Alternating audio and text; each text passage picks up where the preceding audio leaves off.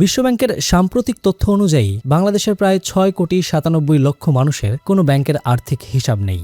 মানে প্রায় 7 কোটি মানুষ নিজের টাকার কোনো প্রকারের লেনদেন বা নিরাপত্তার জন্য ব্যাংকে যায় না। প্রশ্ন হচ্ছে, তারা কি ব্যাংকে যায় না, নাকি ব্যাংকই তাদের কাছে আসে না? বিশ্বব্যাংকের সর্বশেষ গ্লোবাল ফিনডেক্স ডেটাবেস 2025 প্রতিবেদন অনুসারে বিশ্বে যেসব প্রাপ্তবয়স্ক মানুষের সক্রিয় কোনো ব্যাংক হিসাব নেই, তাদের অর্ধেকের বেশি অর্থাৎ 53% 8টি দেশের নাগরিক। আর এই 8টা দেশের মধ্যে বাংলাদেশ অন্যতম। আর বাংলাদেশ পরিসংখ্যান ব্যুরোর সদ্য প্রকাশিত বাংলাদেশ স্যাম্পল ভাইটাল স্ট্যাটিস্টিক্স 2022 শীর্ষক জরিপ বলছে, দেশের 51.50% মানুষ ব্যাংকিং সেবার বাইরে রয়েছে।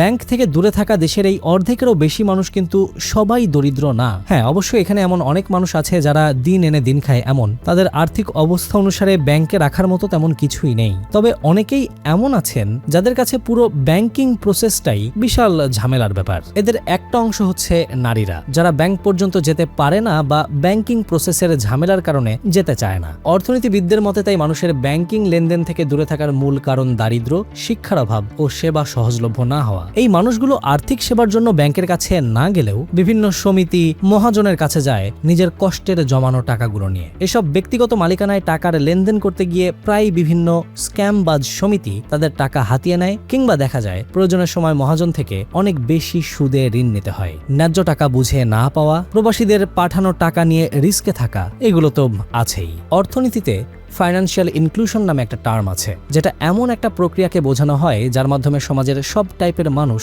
বিশেষ করে স্বল্প আয় এবং নিম্নবিত্ত শ্রেণীর মানুষেরা সহজে ব্যাংক অ্যাকাউন্ট, সঞ্চয়, ঋণ, বীমা, পেমেন্ট ইত্যাদি অর্থনৈতিক কাজগুলোর সাথে যুক্ত হতে পারে। একটা সমাজকে ফিনান্সিয়ালি স্ট্রং হতে হলে সমাজের সব ক্যাটাগরির মানুষেরই একটা বেটার অর্থনৈতিক কাঠামোর সাথে জড়িত থাকা দরকার। ফিনান্সিয়াল ইনক্লুশন টার্মটা তাই সেই ক্ষেত্রেই এসেছে। যেহেতু ব্যাংকের সাথে সব মানুষ কানেক্ট হতে পারছে না, সেক্ষেত্রে ফিনান্সিয়াল ইনক্লুশনটাও প্রপারলি হচ্ছে না। তাই মানুষের কাছে ব্যাংকিং সেবাটা সহজে পৌঁছে দেওয়ার জন্য একটা আইডিয়া বের করা হয়, যেটাকে বলে এজেন্ট ব্যাংকিং। একটু বুঝিয়ে বলি, একটা ব্যাংকের তো আসলে সব জায়গায় শাখা অফিস দেওয়া সম্ভব হয়ে ওঠে না। তখন সেই এলাকায় কোনো শাখা অফিস ছাড়াই ব্যাংকের সব সুযোগ সুবিধা প্রোভাইড করা হবে ব্যাংকের অনুমোদিত এজেন্টের মাধ্যমে। মানে আপনি ব্যাংকের কাছে না যেতে পারলেও ব্যাংক আপনার পাশে এসে দাঁড়াচ্ছে এজেন্ট ব্যাংকিং এর মাধ্যমে। এই আইডিয়াটা প্রথম ইমপ্লিমেন্ট করা হয় ব্রাজিলে, তারপর ইউরোপ, আফ্রিকা, ভারত সহ অনেক দেশে এই সেবাটা বেশ জনপ্রিয় হয়ে ওঠে। বাংলাদেশে এই ফিনান্সিয়াল ইনক্লুশন প্রসেসে বেশ বড় একটা ভূমিকা রেখেছে ব্যাংক এশিয়া। 1999 সাল থেকে বাংলাদেশে নিজেদের যাত্রা শুরু করা ব্যাংক এশিয়ার এজেন্ট ব্যাংকিং এতটাই বিস্তৃত যে সেটা এখন ছুঁয়েছে 5,000+ এজেন্ট আউটলেটে, যা কিনা বাংলাদেশের মোট এজেন্ট ব্যাংকিং এর 24%। 2,47,00,000 গ্রাহকের মাঝে প্রায় 30% মানুষ সেবা পাচ্ছে ব্যাংক এশিয়ার মাধ্যমে। মানে পুরো দেশ জুড়ে প্রায় 88 লক্ষ মানুষ ব্যাংক এশিয়ার মাধ্যমে কানেক্টেড হতে পেরেছে ব্যাংকিং সেবার সাথে। মোস্ট ইম্পর্টেন্টলি, নারীরা যেখানে ব্যাংকের সাথে সংযোগের ক্ষেত্রে সবচেয়ে পিছিয়ে, সেখানে ব্যাংক এশিয়ার এজেন্ট ব্যাংকিং গ্রাহকদের একটা বড় অংশ গ্রামাঞ্চলের, এবং এদের মাঝে 64% নারী। নারীরা যাতে নিজেরা ফাইন্যান্সিয়ালি ইন্ডিপেন্ডেন্ট হতে পারে, অর্থনৈতিক নিরাপত্তা পেতে পারে, তা নিশ্চিত করার মাধ্যমে নারীর ক্ষমতায়নকে আরও জোরদার করার প্রচেষ্টা চালাচ্ছে ব্যাংক এশিয়া।